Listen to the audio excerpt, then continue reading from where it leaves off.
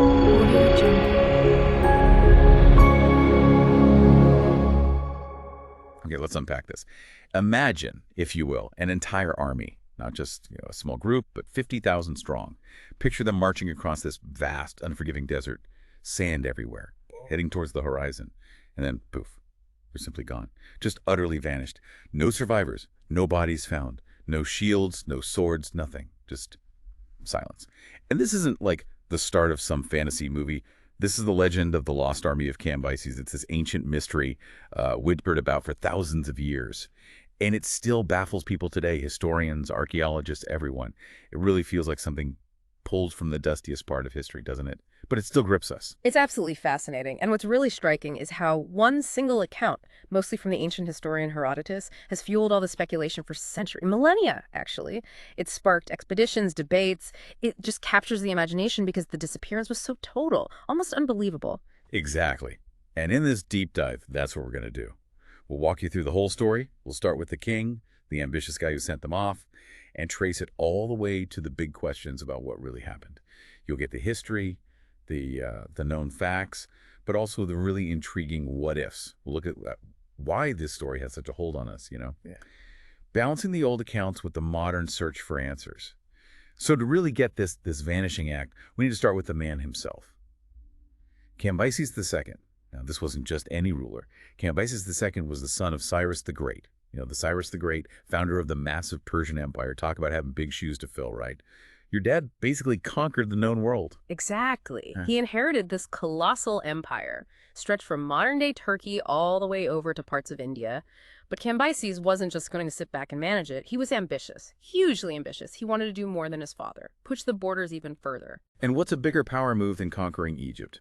In 525 BCE, he does it. Launches this full invasion. We're talking Egypt, pyramids, pharaohs, millennia of history. It was a massive statement, strategically and symbolically. And he pulled it off spectacularly. Yeah. Egypt fell, which was no small feat. And it wasn't just military conquest, it was a political masterstroke too. Cambyses actually declared himself pharaoh. He sort of slotted himself into Egyptian tradition, on the surface at least. So now he's at the absolute peak, king of Persia, pharaoh of Egypt, ruling this immense territory. Right, picture that, top of the ancient world. But you know how it goes. Sometimes reaching the summit, well, it changes people. He reportedly got a bit touchy, sensitive to anything that looked like disrespect, and this leads him to Siwa Oasis. Ah, Siwa. Now, Siwa wasn't just some random spot in the desert. It was home to one of the most famous oracles in the ancient world, the Oracle of Amun. Think of it like ancient Egypt's super cryptic, highly respected spiritual hotline. People travel from all over seeking its wisdom, its validation. Alexander the Great went there centuries later. It was a big deal. And here's where the story, mostly thanks to Herodotus again, gets really juicy. Cambyses, this all-powerful conqueror pharaoh, apparently sends messengers to the Siwa oracle. He wants its blessing, right? Its recognition that he's the legitimate ruler of Egypt now. And the oracle, this talking rock basically, tells him no. Flat out refuses to recognize him as the real pharaoh. Imagine the blow to his ego. Well, yeah, ego certainly played a part, but it raises a really important question. Why risk so much over an oracle's words? What did that recognition actually mean? It wasn't just personal, it was political dynamite. In Egypt, the pharaoh's power was deeply tied to the gods. The oracle's approval was crucial for legitimacy. Its rejection was like a spiritual slap in the face, potentially undermining his entire claim to the Egyptian throne. It could stir up trouble, maybe even rebellion. That makes sense. So it's way more than just a king throwing a tantrum. Okay, so how does a powerful, maybe slightly insecure king react to being spiritually dissed like that? He gets angry, like really angry. Reportedly, Cambyses decides this oracle needs to go permanently, and he wants to send a message. So he gathers an army, not a small group, 50,000 soldiers. Their mission: march across the western desert and destroy the Siwa Oasis, wipe it off the map.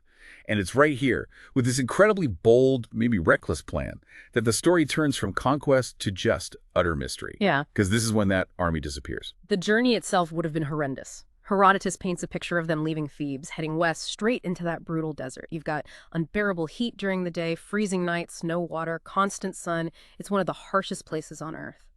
A nightmare march. Yeah, try to imagine it. Just endless dunes, heat haze making everything wobble, no landmarks. No GPS, obviously. It's not like they could just follow Google Maps. They'd rely on local guides. But even then, it's a huge risk.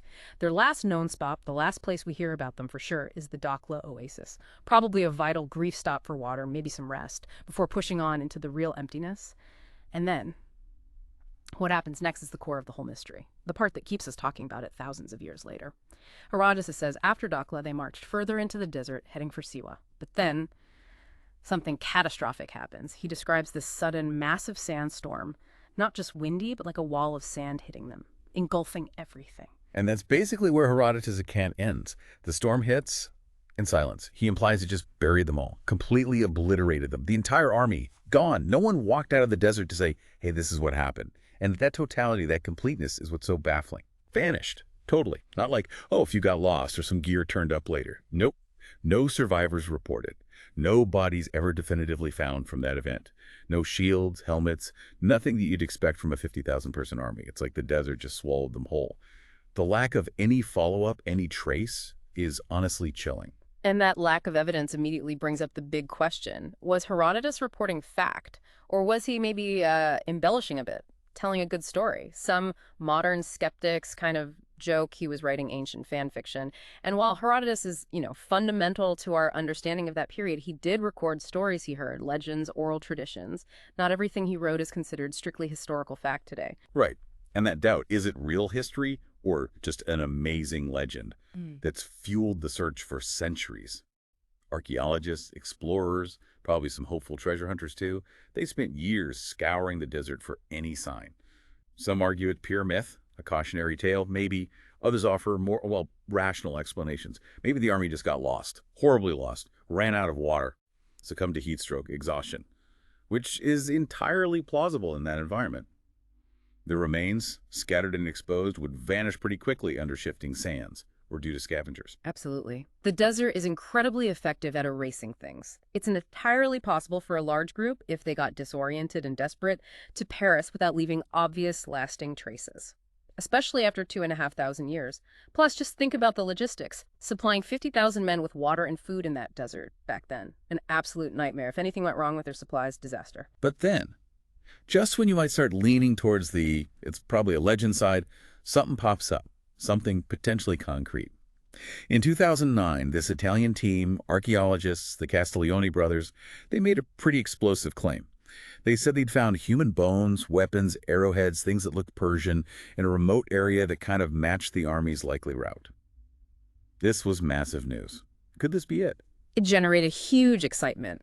And this is a really big, but Egypt's official antiquities authority, the Supreme Council of Antiquities back then, quickly stepped in. They essentially dismissed the findings, called them not official, said the evidence wasn't strong enough, wasn't properly documented according to strict archaeological standards.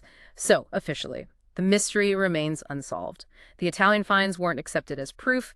It really shows how hard it is to verify these ancient stories and how powerful these legends remain, even when potential evidence surfaces.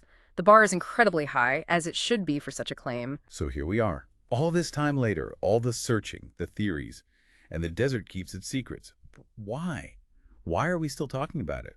Why does this lost army still fascinate us so much? I think it's because it hits so many compelling notes all at once. You've got this powerful king, ancient empires clashing with mystic oracles, pure human ambition and rage, and then nature's overwhelming power, and this incredibly deep, dark mystery of complete disappearance. It's like a perfect narrative storm. Totally. And it's such a stark reminder, isn't it, that 2,500 years ago, nature just didn't care how big your empire was or how sharp your swords were. Sandstorm versus army, sandstorm wins. Yeah. Every time. It really puts human power in perspective. Even the mightiest force back then was just vulnerable. It's a lesson in humility, maybe?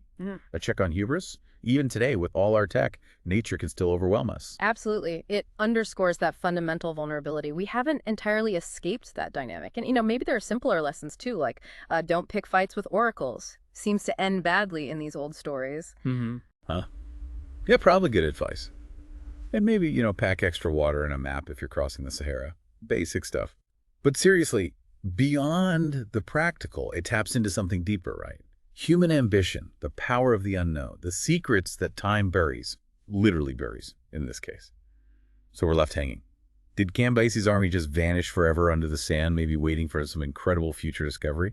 Or was it always just a fantastic story, maybe based on a smaller event, but blown up over time into this epic legend told around campfires? And that uncertainty, I think, is key. It forces us to think about how we read history, especially ancient history, where the evidence is often thin or comes from a single source.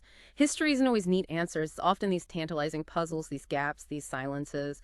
It invites us to keep questioning, keep exploring. There's always more to consider. Exactly. It makes you wonder, what other huge projects, what other grand human ambitions throughout history just got swallowed, erased by forces we couldn't control, leaving just whispers behind? Something to think about. This deep dive into the Lost Army isn't just about Persia or Egypt. It's about our fascination with the unknown and the enduring power of nature to just humble us all. Definitely reflect on what parts of history's big unsolved mysteries really grab you. We'll catch you on the next deep dive.